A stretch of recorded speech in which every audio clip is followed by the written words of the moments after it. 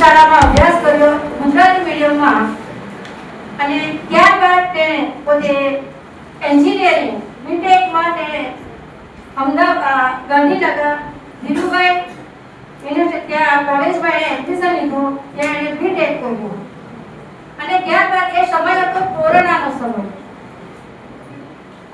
સમય હતો મિત્રો અને ત્યારે સ્વાભાવિક છે કે ઓનલાઈન ટીચિંગ કાર્ય આપણે ચાલ્યું પણ એ સમય દરમિયાન ઘરે જ આપણે બેસવાનું હતું તો એ સમય દરમિયાન એણે પોતે લેપટોપ ઉપર કમ્પ્યુટર ઉપર બધા વિડિયો જોયા અને એ વિડિયો જોઈને એને પોતાને વિદેશ જવાની ઈચ્છા જાગૃત થઈ અને એના માટે એણે પછી પ્રોસેસ હાથ ધરી અને એણે માસ્ટર્સ અમેરિકાની એરિઝોના યુનિવર્સિટીમાં એણે માસ્ટર્સ કર્યું અને ત્યાં માસ્ટર્સ કર્યું અને છેલ્લા સેમમાં 2 વર્ષનો માસ્ટર કોર્સ હતો એમાં છેલ્લા સેમમાં એણે બોસ્ટનમાં એણે પોતે ઇન્ટર્નશિપ કરી સામાન્ય નાની કંપની હતી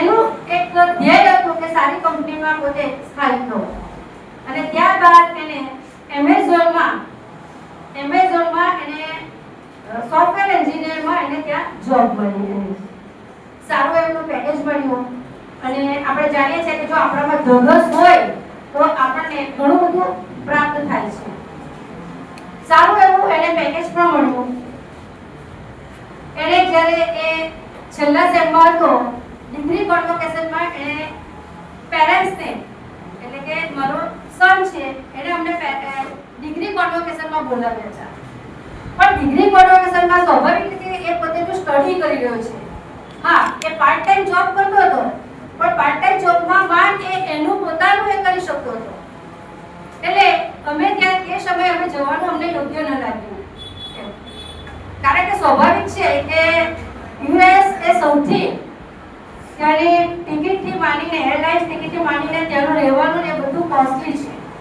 એટલે તે વખતે અમે મુલતવી રાખ્યું ત્યારબાદ એને જ્યારે એમેઝોનમાં જોબ મળી એને લગભગ ગયા માર્ચમાં અત્યારે જે આપણો માર્ચ મહિનો ગયો એટલે ગયા માર્ચ મહિનામાં એને જોબ મળી લગભગ આ 1.5 વર્ષનો જે સમયગાળો એનો થયો હશે મિત્રો ફાઇનાન્શિયલી જ્યાં ખરેખર કોલેજની ફી છે પણ ફાઇનાન્શિયલી પ્રોબ્લેમ આપણને નડે નહીં આપણું ફ્લાઇટ ક્યાંથી જાય છે બધું જ આપણે જોઈએ છે આપણો જે આખો એટલાન્ટિક મહાસાગર છે કે જે આખો બરફથી છવાયેલો જે રહે છે એના ઉપરથી અમારા જે ફ્લાઇટ હતી આખી પસાર થઈ કેમેરાથી આખો અમે દ્રશ્ય કુદરતી નજારો જોઈ રહ્યા હતા ક્યાં જવાનું છે શું છે અમારે અગાઉથી ક્યાંય કોઈ અમને માહિતી નથી અમને તો ખાલી એટલી જ ખબર હતી કે અમારે માત્ર એની પાસે જવાનું છે એમે ત્યાં ગયા એના ઘરે ગયા એટલે એને કહ્યું કે મમ્મી અમે લગભગ 30 તારીખે સેટઅપ પહોંચી ગયા હતા મમ્મી 5 તારીખે આપણે અહીંયાથી નીકળવાનું છે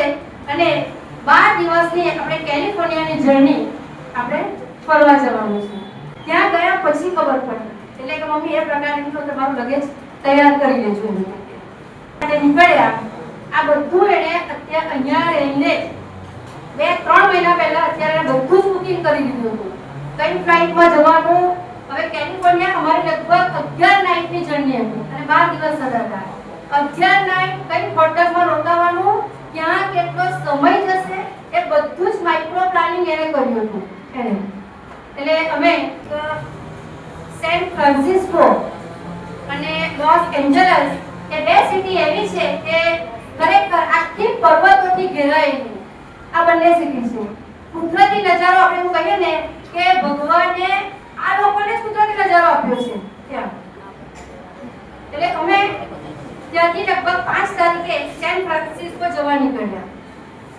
ત્યાંથી લગભગ 6 કલાક છે સેન ફ્રાન્સિસ્કો બાય ફ્લાઇટ જ જવું પડે કારણ કે ત્યાં ટ્રેન વ્યવહાર ઓછો છે એમાં મોટે ભાગે ફ્લાઇટ દ્વારા જ આપણે જર્ની કરવી પડે અમે સેન ફ્રાન્સિસ્કો લગભગ 5.5-6 કલાકની જર્ની બાદ અમે સેન ફ્રાન્સિસ્કો પહોંચ્યા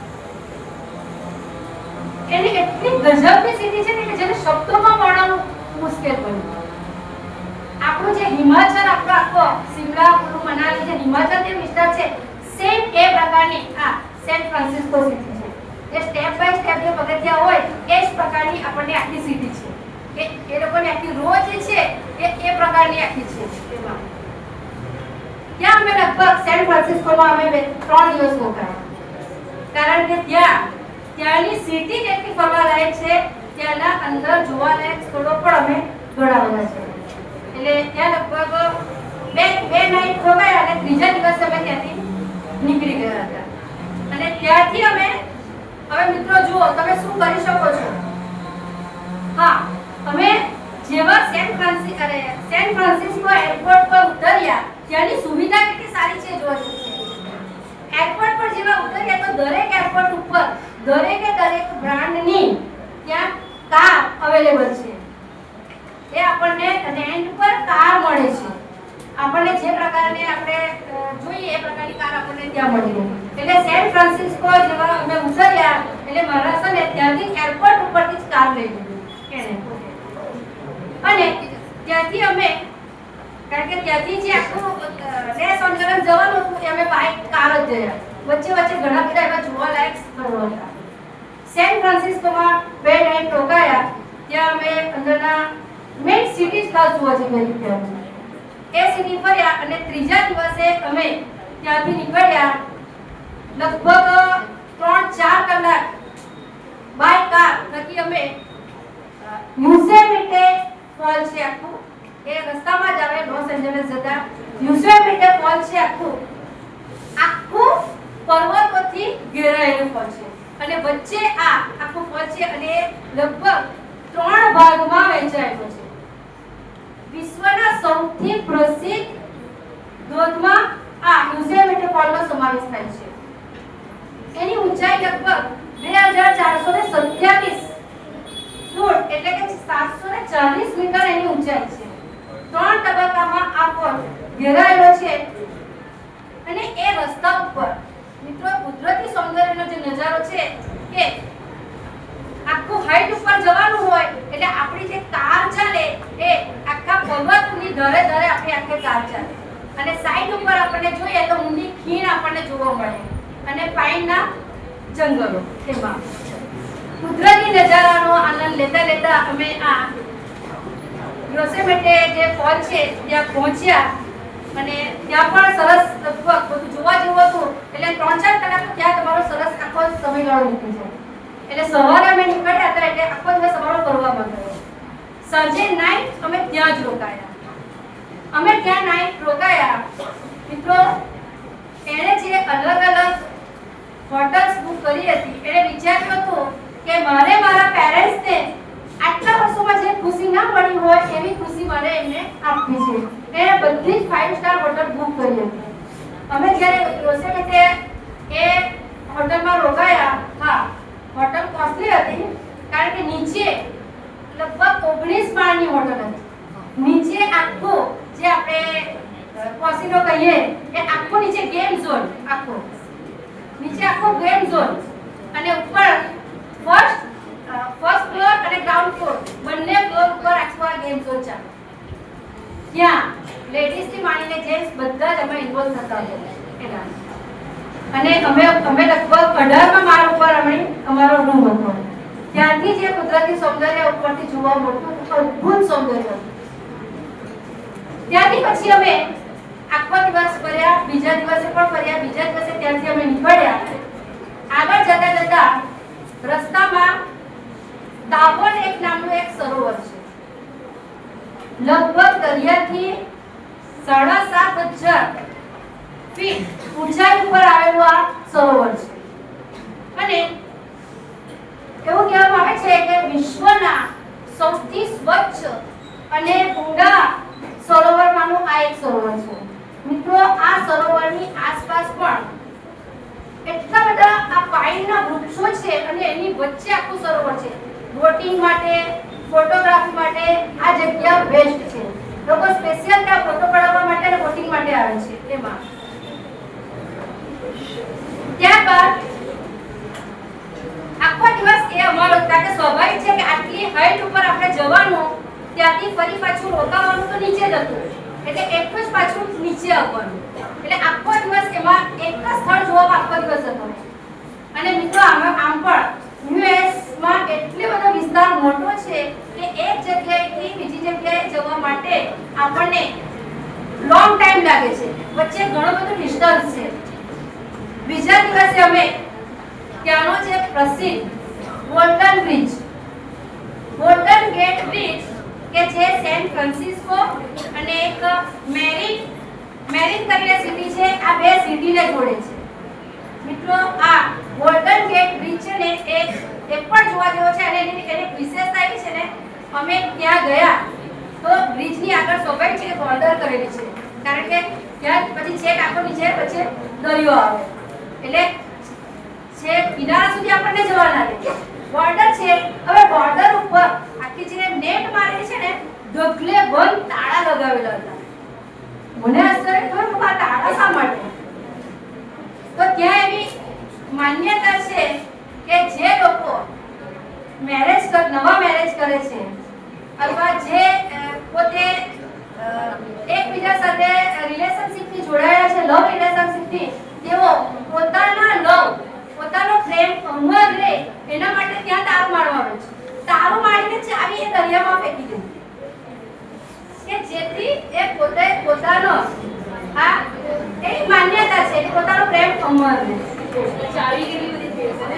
ના, ચાવી દરિયાની અંદર પણ આખી જે નેટ છે ને, આખી નેટ તાળાઓથી, કોઈ નાનું તાળું મોટું તાળાઓથી આખી છવાયેલી છે આખી નેટ.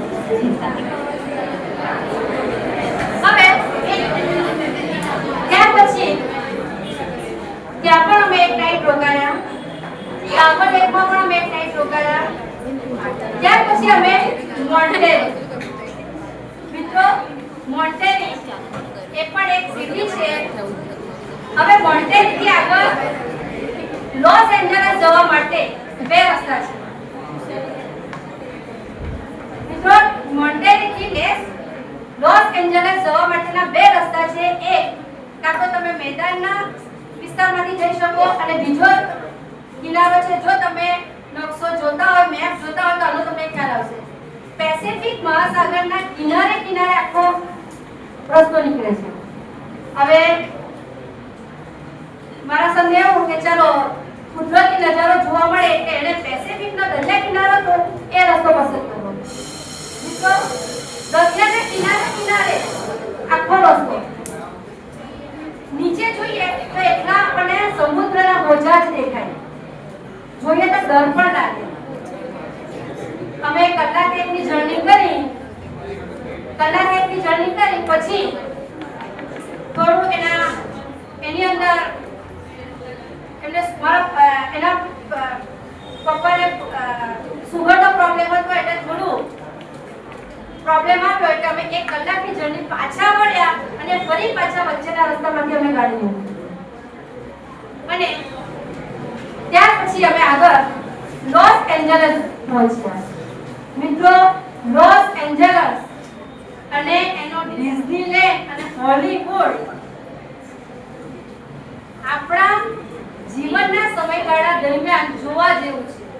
સૌથી કોસ્ટલી સિટી ડિઝનીલેન્ડ કહીએ તો ચાલે. તમે નીચલા ધોરણમાં ભણીને આવ્યા છો. ડિઝનીલેન્ડ કે જેના થકી આખા શહેરની રચના થઈ. તમારી વાતો પૂરી સાંભળી લઈએ તો મેડમને સ્ટોપ કરીએ, મેડમની વાતો સાંભળીએ તો આપણે સ્ટોપ થઈએ. ટુ વે કોમ્યુનિકેશન નહીં ચાલે. ડિઝનીલેન્ડમાં એટલી બધી એકથી ચડિયાતી રાઈડ છે મિત્રો. એકથી ચડિયાતી રાઈડ છે અને બીજું બધું અંદર ઘણા બધા પાર્ક છે ફરવાના. પણ એના માટેની ટિકિટ તમને કહું પર પર્સન 12 થી 15,000 એક જણની ટિકિટ છે. પર પર્સન 12 થી 15,000 કારણ કે લગભગ $110 એની ટિકિટ છે. તમારે એકવાર લઈ લેવાની, પછી અંદર તમે જે રાઈડમાં બેસો એ બધું અંદર ફ્રી હોય. અને ત્યાં અંદર આપણે કોઈ ખરીદી ના કરી શકીએ. કેમ? એટલું બધું કોસ્ટલી છે. તમે એક પાણીની બોટલ અમે લીધો, પાણીની બોટલ લો ને અહીંનો $650 આપણને પડે એનો. કારણ કે ત્યાં $8 પાણીની બોટલ છે. અત્યારે લગભગ ડોલરનો ભાવ 98 થઈ ગયો છે.